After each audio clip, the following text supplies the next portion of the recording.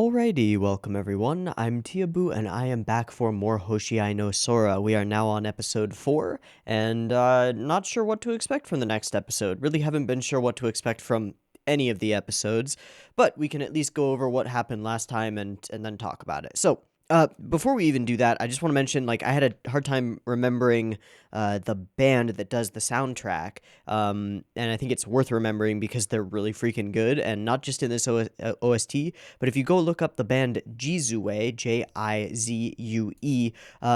you might find some of their music, and you might find it really, really cool. I've been listening to some of their stuff, a lot, and it's really nice. I would check them out, especially if you like what's going on in the OST here, because it's the same kind of stuff, but they've got a pretty interesting variety of instrumental pieces that they do, and all of them have really really interesting quality to them. The way I would put it more than anything is that they have a voice with their instrumental music, and usually that voice is the pianist. It's just really cool. I would check them out. It's stuff kind of nice and different. Anyway, last time on Hoshiai no Sora, we had a bunch of stuff go down, and some of it was kind of scary and kind of interesting.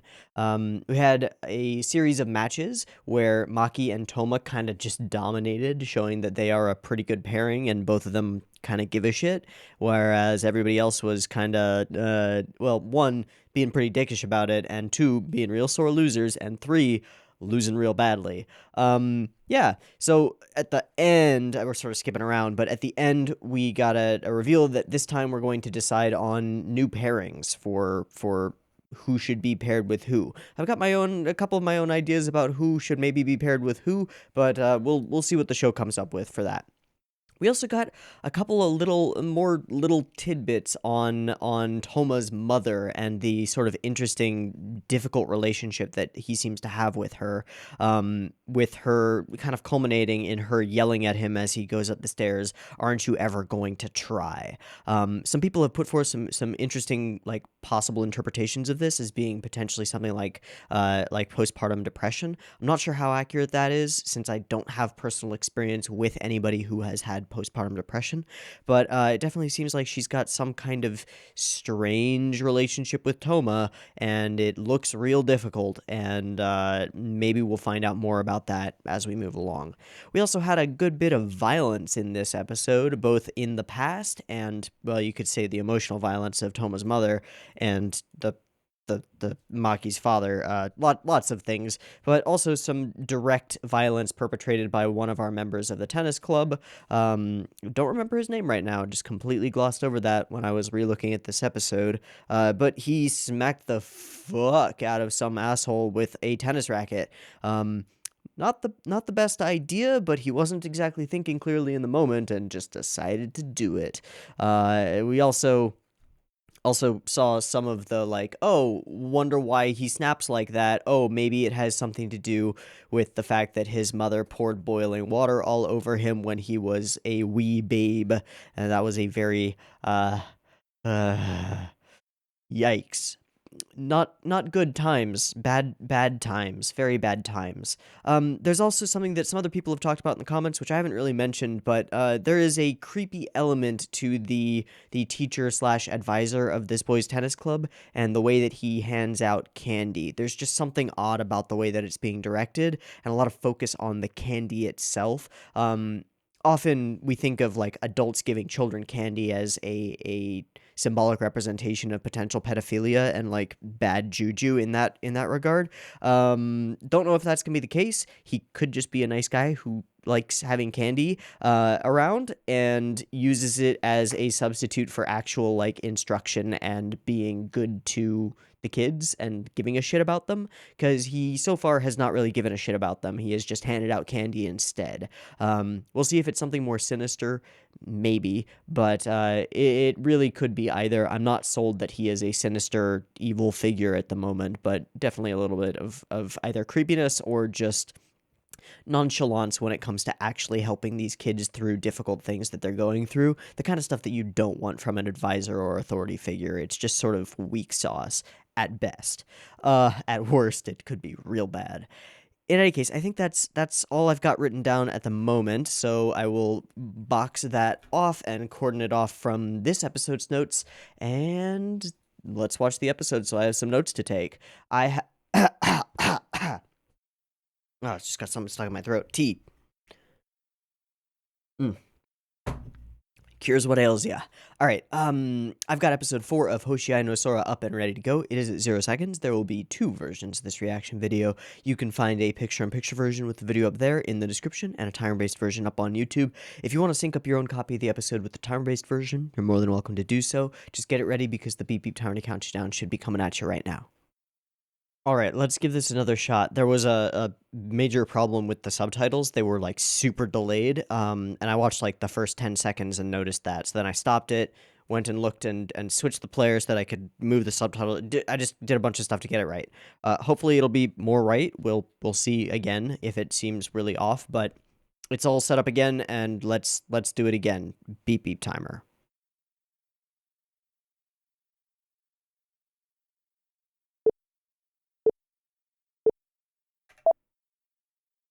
Hopefully this works.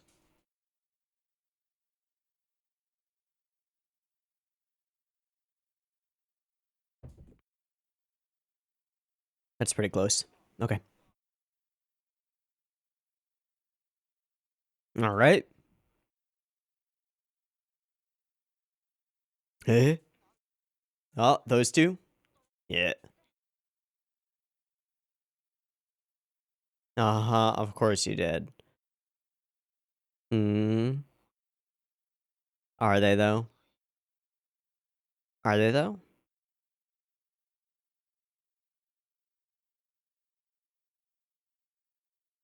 Wait, I feel like I don't recognize these visuals. Is this new? I think this is new. Cool.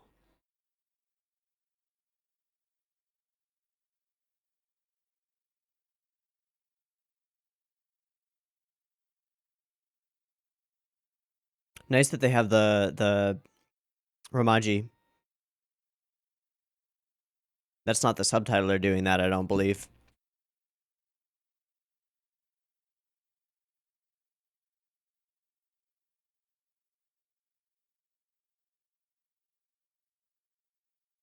Jizue.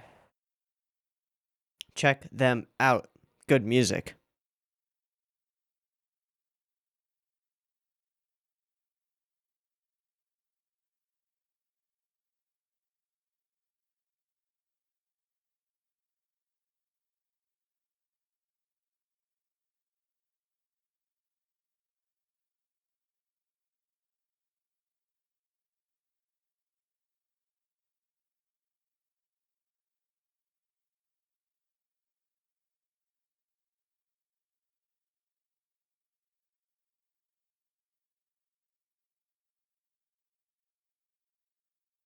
Okay.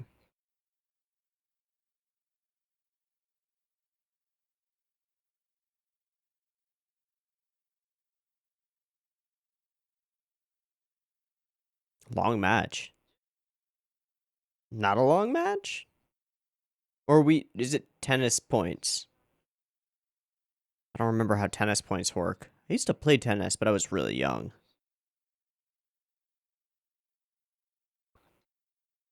And not very good.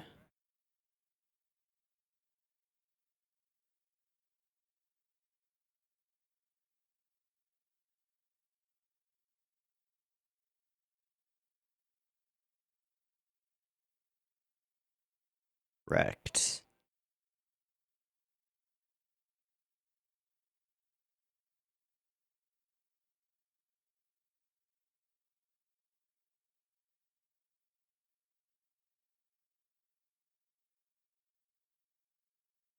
Nope.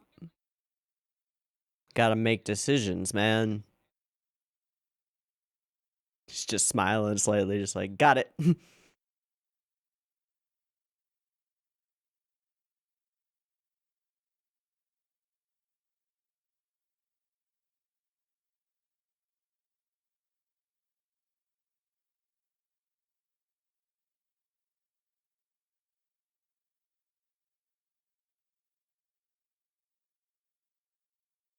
Shit.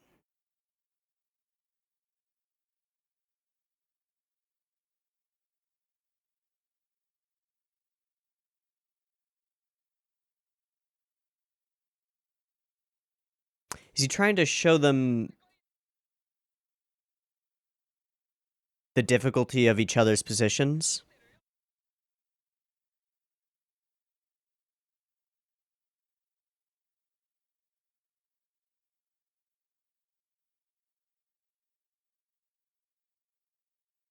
Ooh. Nice. Starting to figure it out. Hey, some actual praise. Hey, some bonus.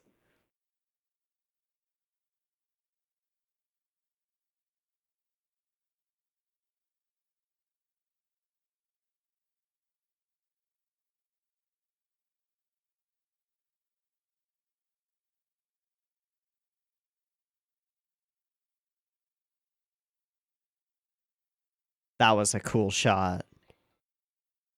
And pulling out to show the second one. Very cool. Switch.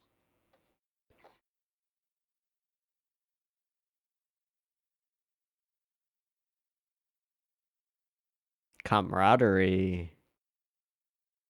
It's the second fluke.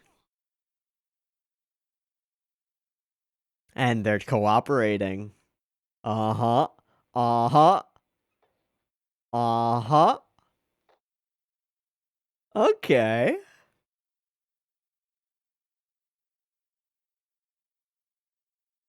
They won. Huh. It's almost like they're not the worst pairs.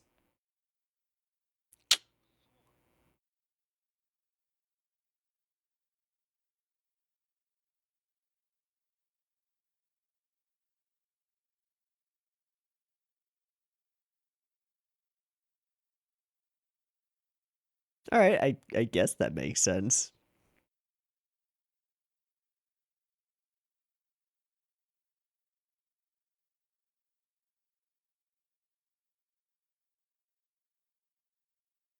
I think they all have some room to grow. Oh boy.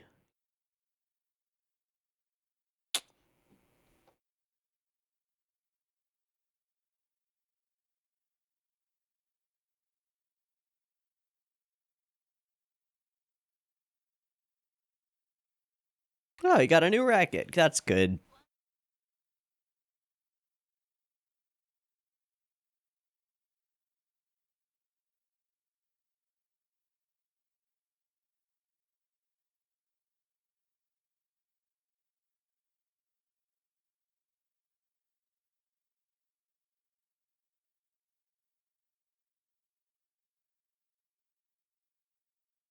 Oh wow. Mm-hmm. It's almost like he actually thought it through. Who'da thunk? The one thing that really works here is the camera movements that follow the characters. They're really nice. It adds a fluidity of motion. It's really nice. Oh, did it?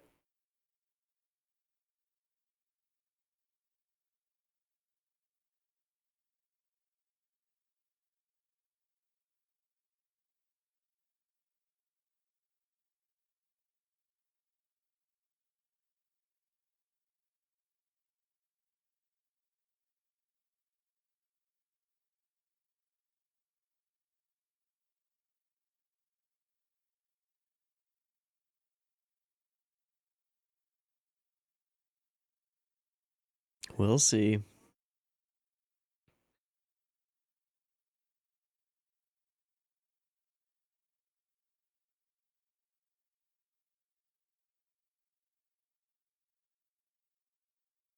So how will they pull it together?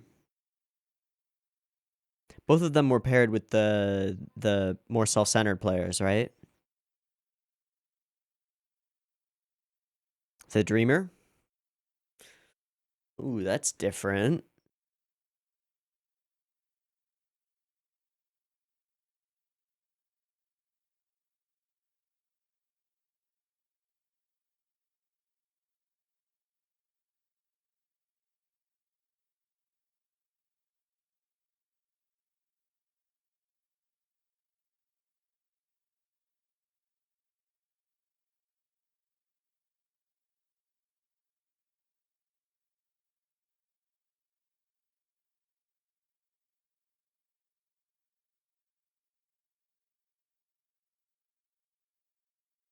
Hmm.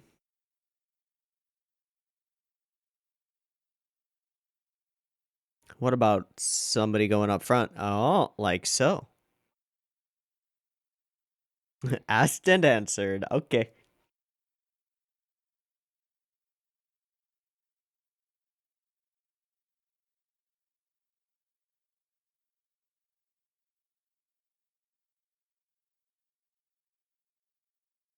Getting winded there, Toma.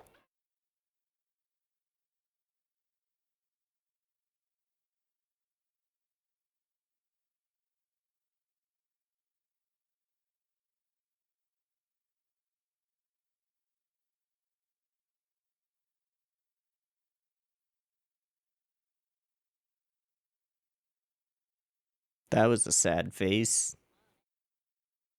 Yeah. Gotta instill some confidence.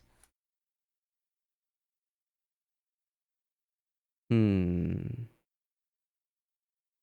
Hmm.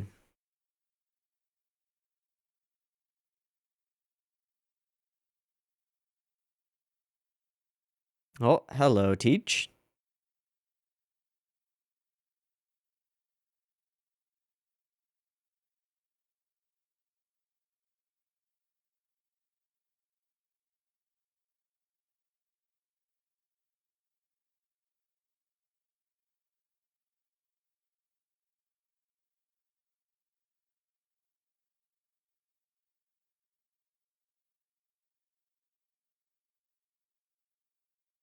Hmm. Hmm.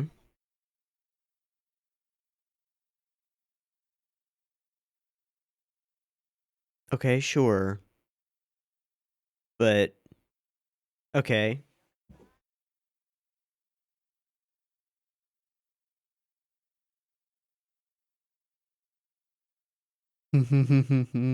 Yes, let's go home. More character stuff, please.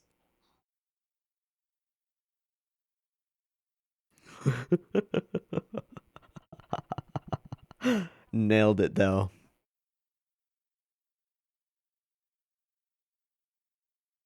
Of course you do.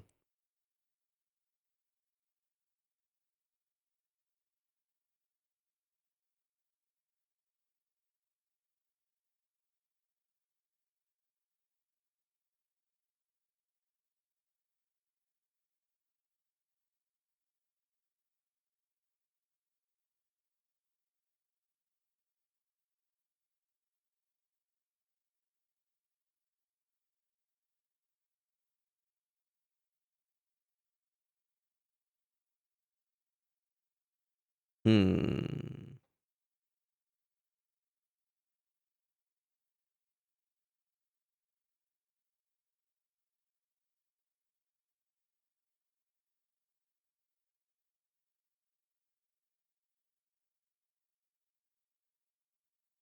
What's up?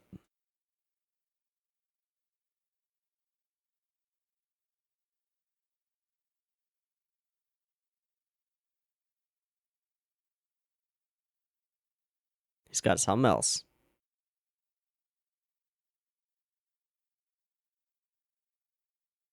Oh, seriously. Well, that's our second look at him, just like looking down with his eyes shaded, feeling all bad because he's probably not playing. Yikes.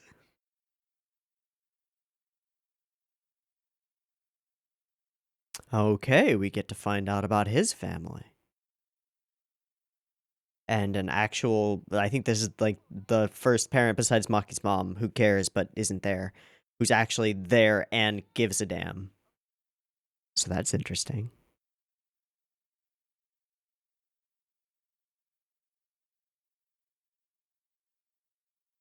That is one fat fucking cat. Oh.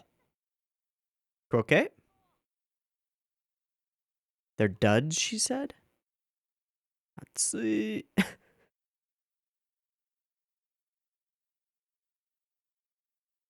Hey, you make good food, they'll keep coming.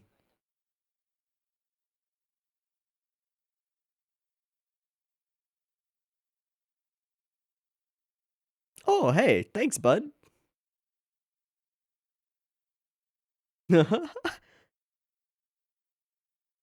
Mapo tofu? Yeah.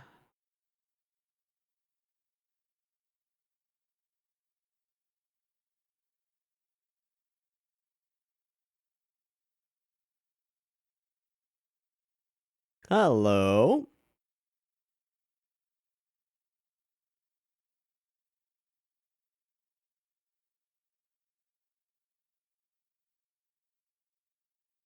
Nice.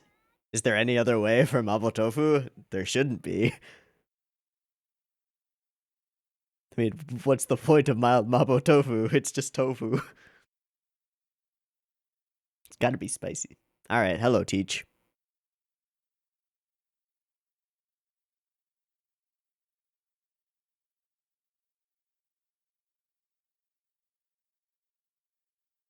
Haha, yeah.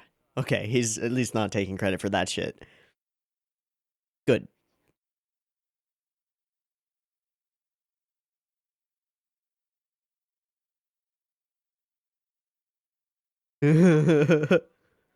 I mean, he wasn't going to anyway.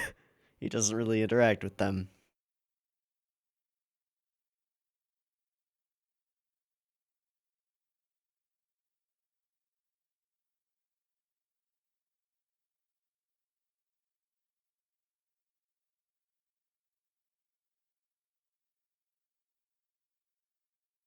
He drinks a lot of kohi.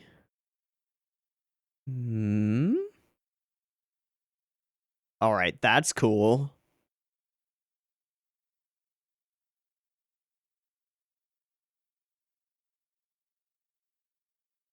That's like actually kind of amazing for flipbook animations done in doodles done in class.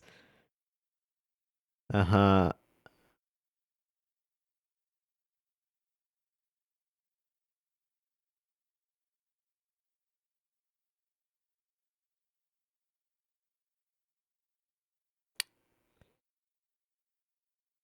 He knows somebody at a different school, a coach for a real team that actually gives a damn.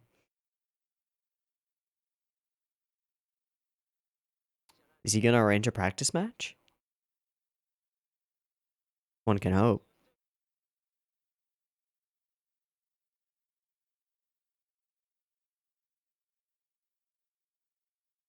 That's the first thing that he's actually, like, done.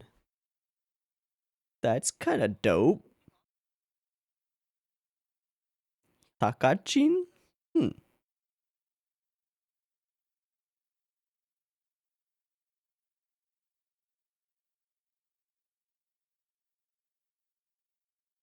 Yeah, but you can learn. You always want to fight people who are better than you. The fuck you say?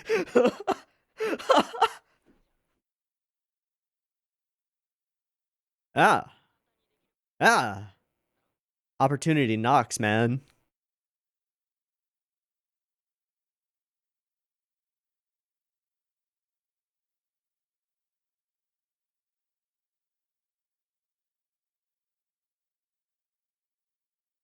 Yeah.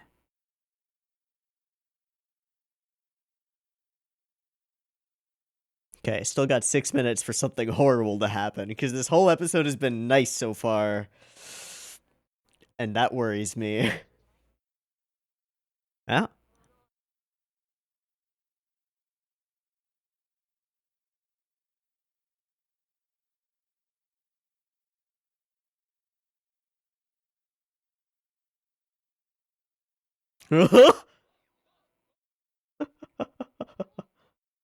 Getting excited. Oh, and jumping around like grasshoppers. Yeah. Bata to baka. Alright, hello, Teach. Again.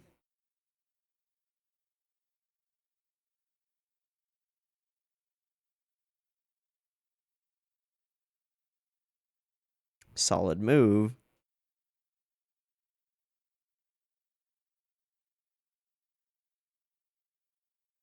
Huh. 5 years ago, incident. When winning is all that matters, no good comes from it.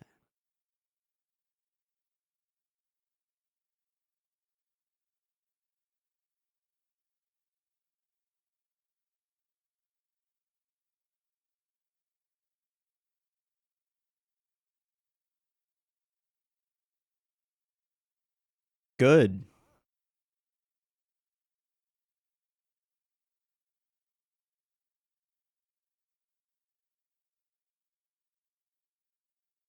They won't. Good. They need that. Maybe.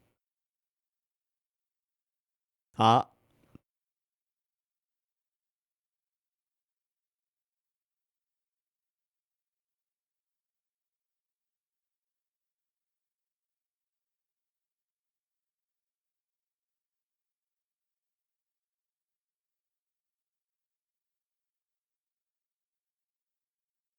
Says the artist who puts in effort.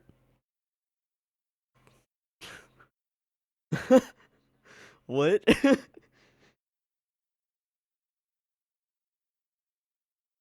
Yeah, just pay for the dinner and I'm fine.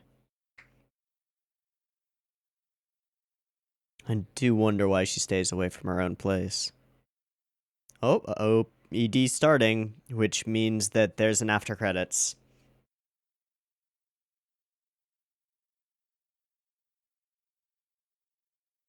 Which is terrifying.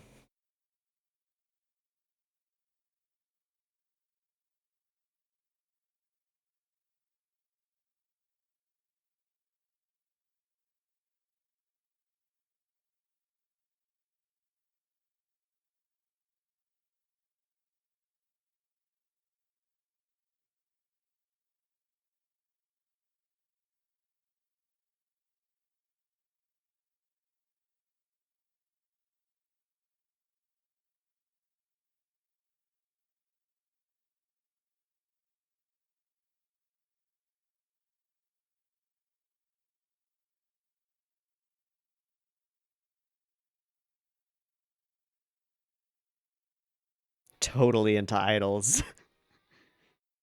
Definitely. This actually, you know what? The ED spoiled all of the pairings for us beforehand, didn't it? It totally did.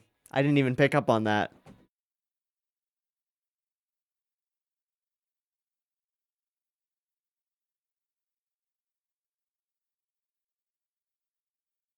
All right, here we go. Oh, shit.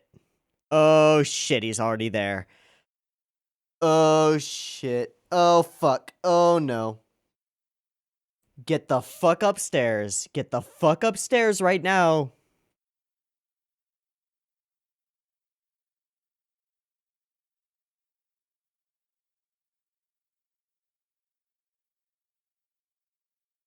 You're in public, buddy.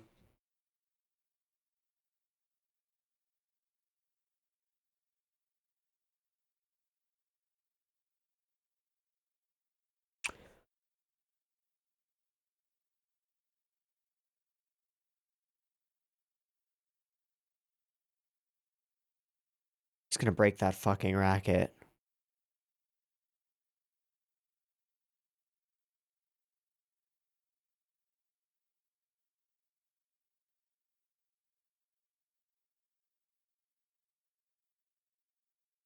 Only someone who doesn't know how to do that would say that.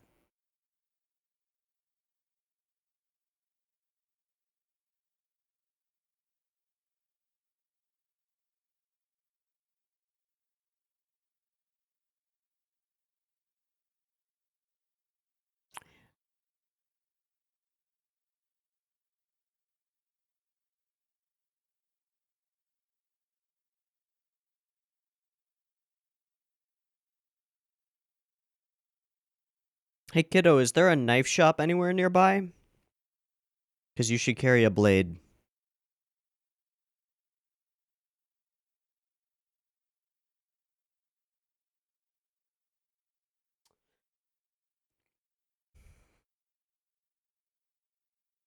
Fucking shit.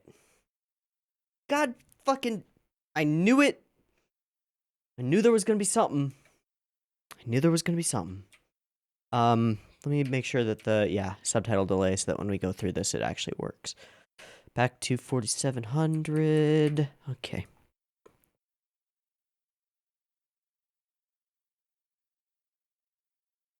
What a sorry cunt. I'm dead serious, though. He should carry a blade. Easy self-defense ruling. That man comes near him. Stab him in the stomach. Dead serious. A restraining order is one thing, but this guy doesn't give a fuck. Doesn't give a fuck. You have to take that into your own hands. Carry a goddamn blade. I know that sounds really ridiculous, but, like, that's what you do. You just have to stand up for yourself. You don't actually have to stab him, but you have to show him that you will fight back.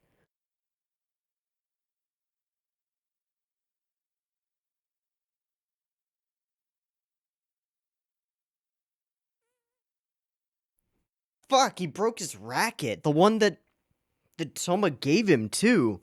Mother bitch. Thank you, Laura Bailey, for that one.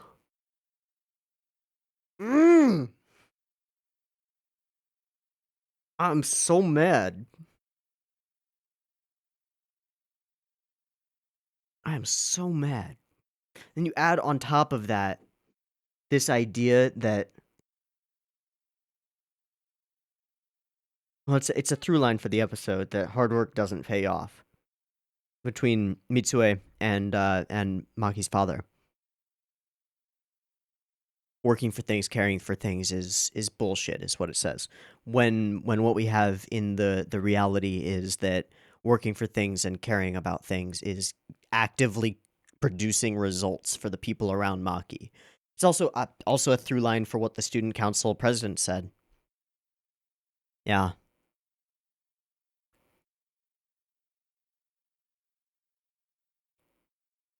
I wonder if there was a missed nuance in what the student council president said, because the way she said it was very strange. I wanna go check. Where is that scene? Scene. Okay. Yep, if they happen to win. So we've got the whole student council being like, oh, if they win, this will screw up our budget plans. Hopefully that doesn't lead to something ridiculous like sabotage of them and trying to prevent them from doing that. Okay. It'll be fine. Useless people are... oh, no. Speed, yeah. Different player. Are the result of not having talent nor putting in forth the effort to achieve results. Right. Successful people have talent and will also... That's the weird part here is it's the neither nor and then the on the opposite side the and I'm thinking about this from like a mathematical or like logical clauses point of view. You are useless if you neither nor have talent nor put in effort, which would imply that like either one of those is sufficient to make you not useless, to either have the talent and not be putting in effort, or to have the effort and not have the, or to be putting in the effort and not to have the talent. I think that is what the neither nor implies. Like, if not this and not this, then useless. And then on the flip side is subs break when it goes fast. Neither nor. Talent and will always put forth their best effort. That I disagree with. I think either is sufficient. I think that the putting forth the best effort is the more important part of it, because you can have talent and squander it. There is, what is that quote? There is nothing more common than talented people who squander something, blah blah blah. Actually, I would like to know where that quote's from. Common squander talent. Quote.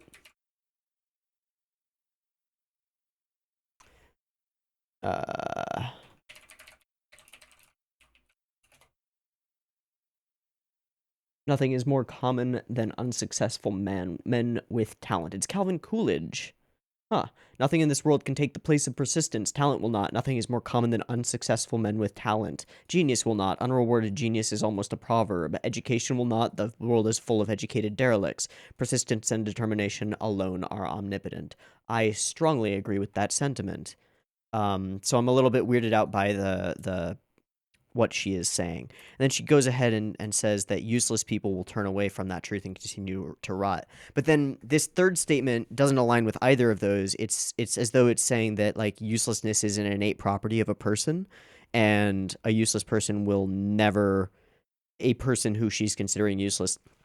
It's just weird. It's an A leads to B being equated with a B leads to A. Like if you don't have talent and you don't put in effort, then you are useless. If you are useless, then you don't have talent and don't put in effort. I don't think it works that way. I think that your actions define you more than anything else. And like you don't have a property of being useless outside of the actions that define you. I don't know if that makes any sense.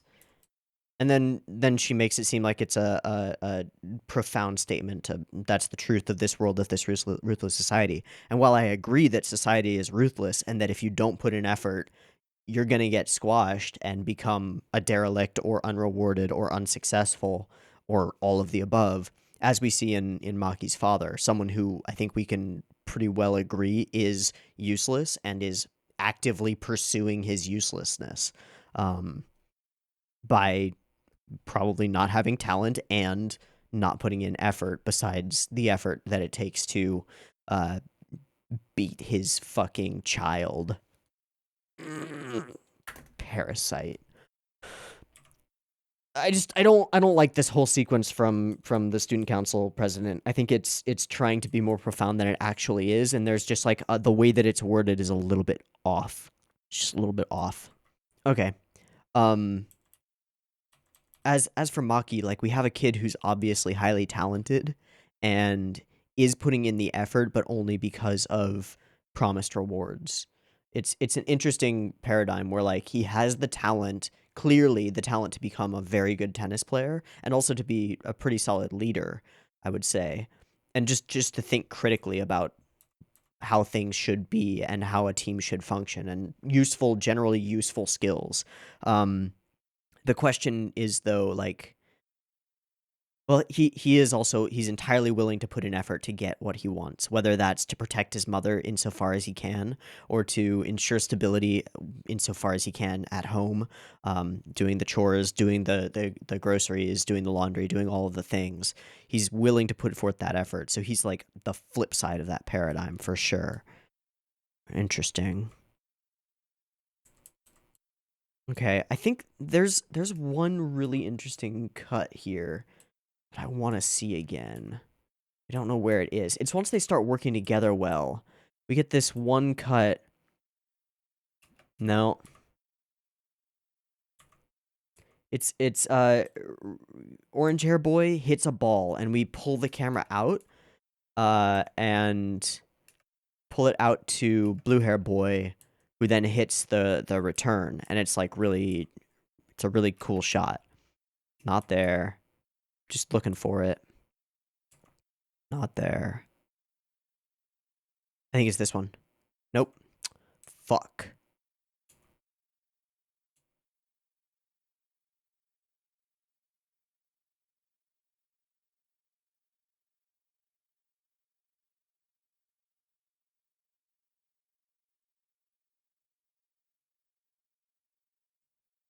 All right, I can't find it. That's fine.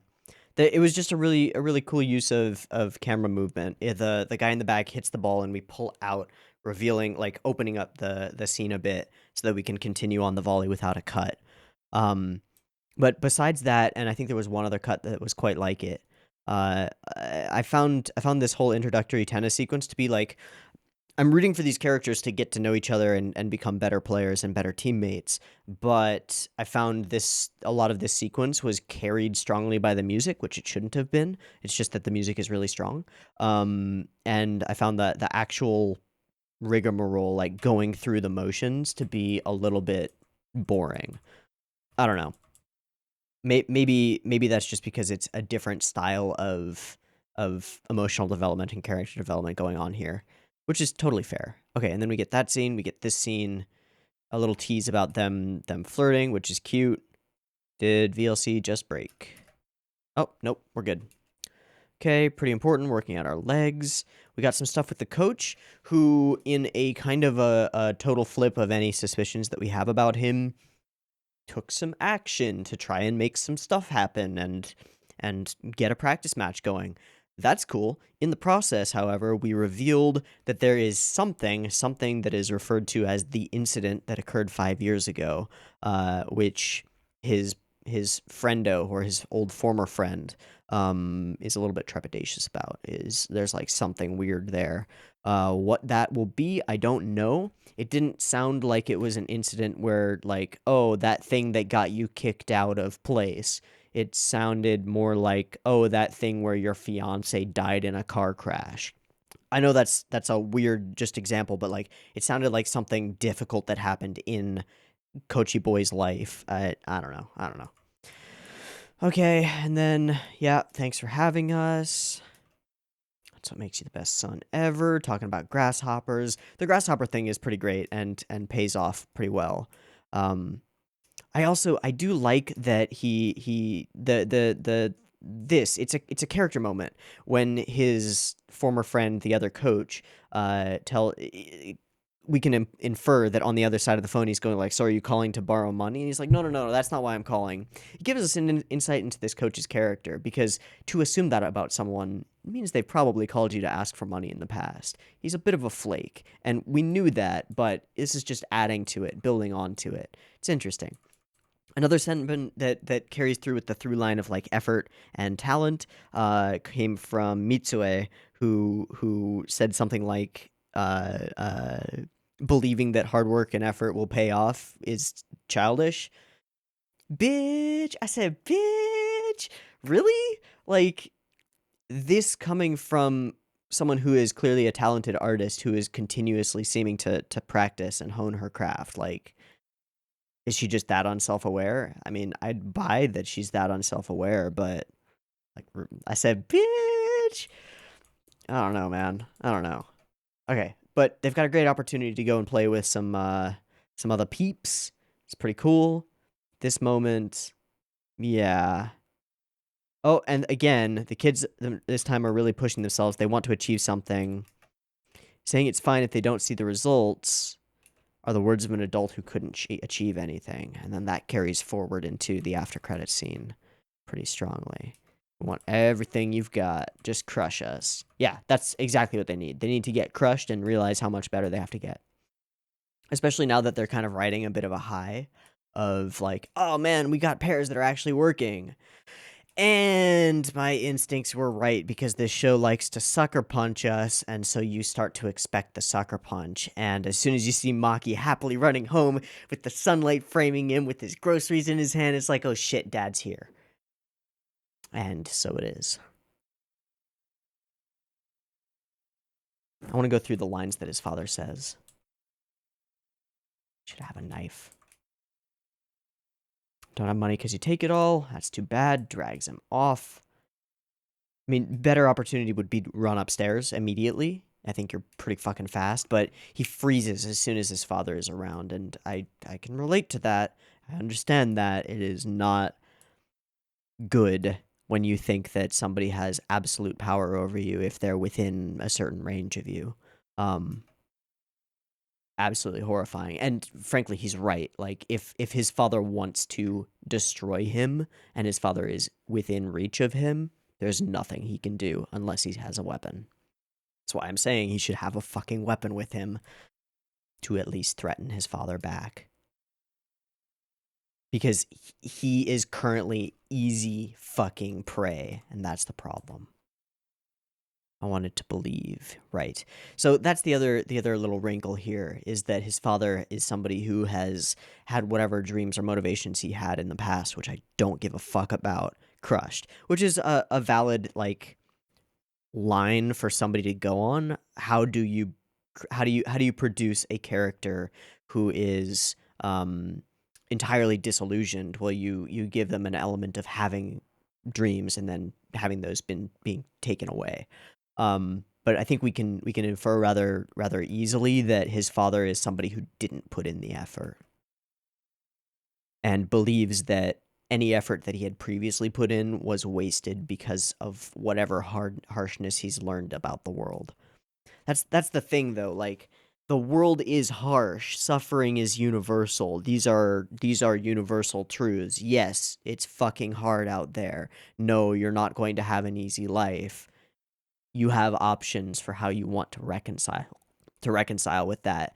And I think that the to tell yourself that that's just the way it is and there is nothing you can do about it and there's no option for you to find happiness, there is no point in putting forth the effort or putting forth the work. I think that is a sentiment that comes from self-protection in a place of weakness. I think that you have to be a coward to believe that. And like you have to fear failure, and I think that that is the mark of cowardice. I think that fear of failure is universal, but courageousness in the face of fear of failure is what makes a person capable of success. Like I've said this before a number of times, but like suffering is universal. Choose your suffering, choose what you're willing to suffer for, and then push through it. Push toward it, because it's the only way you're going to get anything back from this world. This world is resistant to giving us things, us as humans. It is resistant to giving us things that we want. You have to give something in trade, and that something can be summed up by blood, sweat, and tears. It will hurt. You have to work. Otherwise, it's never going to come to you. Never going to come to you. And if you are by chance in a situation where you are so lucky that you don't have to work for anything, you will be miserable, because the things you think you want aren't worth it if you don't work for them. They really aren't. It's never worth it. I think that the only thing that matters in this world, that like really capital M matters, is achieving what you desire through your own effort. That's the thing that lets you sleep well at night. When you get things by fiat, by having a wealthy family, it doesn't mean anything. It means nothing to you. The only thing that means anything is working toward your goals and getting there and being able to look back and say, I made this happen for myself or for those around me. And there are other valid things too, but all of them require effort. All of them require pain. Pain is universal. You just have to choose what's worth being in pain for. It's as simple as that. But then we have this father pushing this idea onto his son, like, you are like me, you will inevitably fail because you're like me. But he's nothing like him. Fucking asshole. All right, well, this was another episode of Hoshiai no Sora. It was, by and large, pretty pleasant. It was a pretty fun watch, and a nice little pretty horrifying end scene again. We'll have to see what Maki decides to do about getting a racket, and how much impact this will have. Oh, something that I didn't mention at all was red hair kid, the guy who's been playing referee. Got some interesting bits and pieces there. We did see pretty clearly that of the characters whose families we've met so far, his maybe a single mother, that may be the wrinkle for him. But he seems to be the one with the most caring parental figure, period. I mean, again, Maki's mother gives a fuck, right? She cares about him, but she's working. She's an absentee parent most of the time. She's nice, and I like her, and there's no reason not to at the moment, but she's not there. Redhead kid's mom seems like she is a bit of a lovable busybody housewife who really cares about her kid and kind of dotes on him, which is cute and an interesting contrast to the broken familial relationships that pepper the rest of this show. But we'll see how we're going to play with that. because he seems to be feeling left out, I would say, and we don't have that much information. All we have are a couple of cuts of him like looking downcast, and that moment where he comes back home and is sort of brightened up by his chipper mother.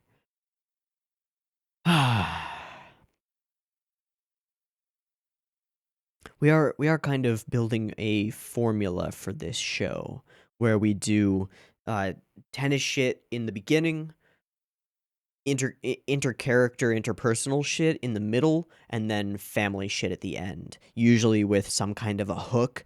And I do believe that it's a hook. I don't think that it's super cynical. Or like, oh, we have to do something emotionally poignant so that we have a reason to watch the next episode. I don't feel like that's the case, but it does function in that regard. It does function in that way. Also, a nice little subtle Dutch angle here. Not all of these cuts are Dutch, but enough to give us a feel. And a very similar moment. Do we cut the sound in the same way that we did with the first racket smack?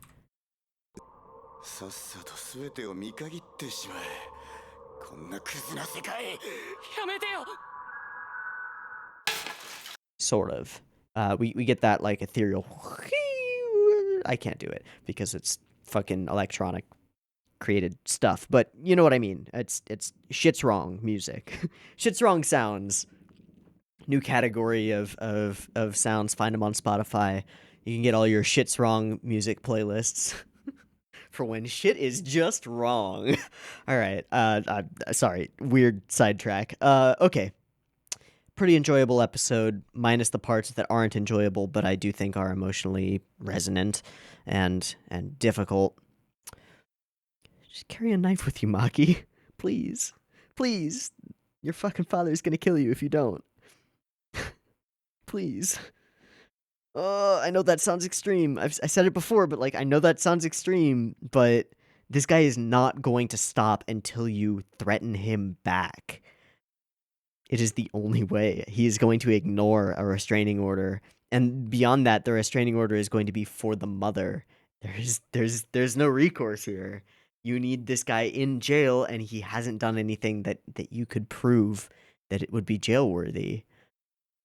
So you need to defend yourself, and you need to show him, you need to bare some teeth. Because if you just freeze every time he is nearby, he is going to remember that you are easy pickings, and he's going to keep coming back. Fucking asshole. All right, another good episode of Hoshiai no Sora. I enjoyed this episode, except for the parts that I didn't enjoy, but they were good.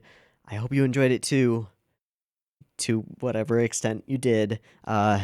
If you resonated with any of the stuff here, or have other thoughts on what the characters are talking about, or have other thoughts on the animation or anything else, go ahead and throw those in the comments. I do read them all. I would love to see what you got, what you're thinking about.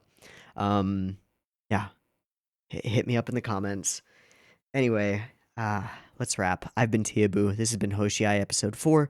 I hope you've enjoyed it as much as I have, and I hope to catch you next week when we watch the next one. See you there. Peace.